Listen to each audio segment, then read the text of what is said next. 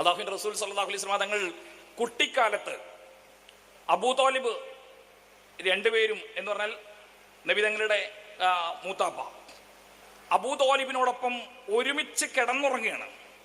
കിടന്നുറങ്ങുന്ന സമയത്ത് കുട്ടിക്കാലത്ത് അബൂ താലിബിന് വലിയൊരു ആഗ്രഹം ഉണ്ടായി. നബിതങ്ങളുടെ ശരീരം കാണണം, നോക്കൂ, ശരീരം കാണണം എന്ന ഒരാഗ്രഹം ഉണ്ടായി. എപ്പോഴാണ് ഒരാൾക്ക് ശരീരം കാണണം എന്ന ആഗ്രഹം ഉണ്ടാവുക? അത് ഒരിക്കൽ പോലും കണ്ടിട്ടുണ്ടാവില്ല എന്നുള്ളത് കൊണ്ടല്ലേ? തീർച്ചയായും. അങ്ങനെ വരുമ്പോഴാണ് ഈ കാണൽ എന്ന ഒരു സംഭവം ഉണ്ടാവുന്നത്. അപ്പോ മകനോട് ചോദിച്ചു, മോനെ, വസ്ത്രം അഴിച്ചു വെച്ചൊന്ന് കിടന്നുറങ്ങിക്കൂടെ? നബിതങ്ങൾക്ക് ഈ അപേക്ഷ തിരസ്കരിക്കാൻ പറ്റിയില്ല.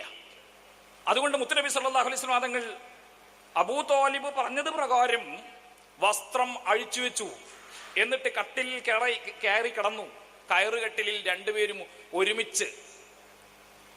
അബൂ താലിബ് അദ്ദേഹം നബിതങ്ങളുടെ ശരീരം കാണാനുള്ള കൗതുകം കൊണ്ട്, കൊതി കൊണ്ട്, പൂതി കൊണ്ട് നബിതങ്ങളുടെ ശരീരത്തിലേക്ക് ഒന്ന് പാർത്തു നോക്കി. അങ്ങനെ നോക്കിയപ്പോൾ അബൂ താലിബിന്റെയും നബിതങ്ങളുടെയും ഇടയിൽ ഒരു തിരശ്ശീല പ്രത്യക്ഷപ്പെട്ടു. ആ തിരശ്ശീല വകഞ്ഞു മാറ്റിയിട്ട് ഒന്നുകൂടി നോക്കി. അങ്ങനെ നോക്കിയപ്പോൾ മുത്തുനബി സല്ലല്ലാഹു അലൈഹി വസല്ലം തങ്ങളുടെ ശരീരത്തിൽ ഒരു വസ്ത്രം ഉണ്ടായിരുന്നു. അഴിച്ചുവെച്ച വസ്ത്രത്തിന് പകരമായി മറ്റൊരു വസ്ത്രം, സ്വർഗത്തിൽ നിന്ന് പ്രത്യേകം തയ്യാറാക്കപ്പെട്ട വസ്ത്രം. അല്ലാഹുവിന്റെ റസൂൽ സല്ലല്ലാഹു അലൈഹി വസല്ലം തങ്ങളുടെ ശരീരം കണ്ടിട്ടില്ല. ആരും കണ്ടില്ല. ആരും കണ്ടില്ല എന്ന് പറയുന്നത് അതിശയോക്തിപരമല്ല. അല്ലാഹുവിന്റെ റസൂൽ സല്ലല്ലാഹു അലൈഹി വസല്ലം തങ്ങളെ ആർക്ക് കാണാൻ കഴിയും? അവിടെ ഉവൈസ് റളിയല്ലാഹു അൻഹു പറയുന്ന ഒരു കാര്യമുണ്ട്. ഉവൈസ് റളിയല്ലാഹു അൻഹു അല്ലാഹുവിന്റെ റസൂലിനെ കണ്ടിട്ടില്ല.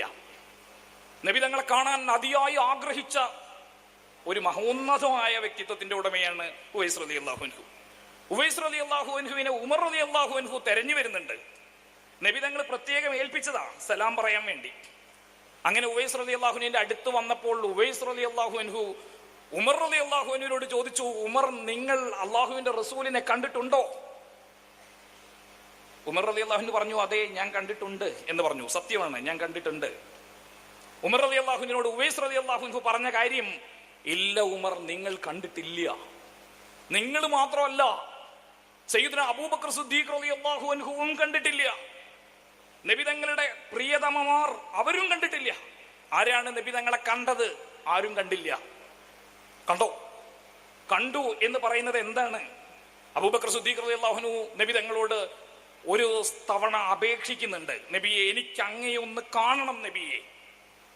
അബൂബക്കർ സിദ്ദീഖ് റളിയല്ലാഹു അൻഹുവിനോട് നബി തങ്ങൾ വിലക്കി, വേണ്ട അബൂബക്കർ.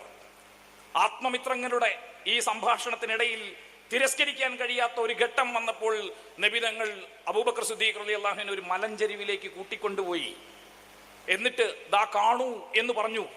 അങ്ങനെ കാണാൻ വേണ്ടി ഒരുങ്ങി നിന്ന ഒരു മാത്രയിൽ അബൂബക്കർ സിദ്ദീഖ് റളിയല്ലാഹു അൻഹു ബോധരഹിതനായി വീണു.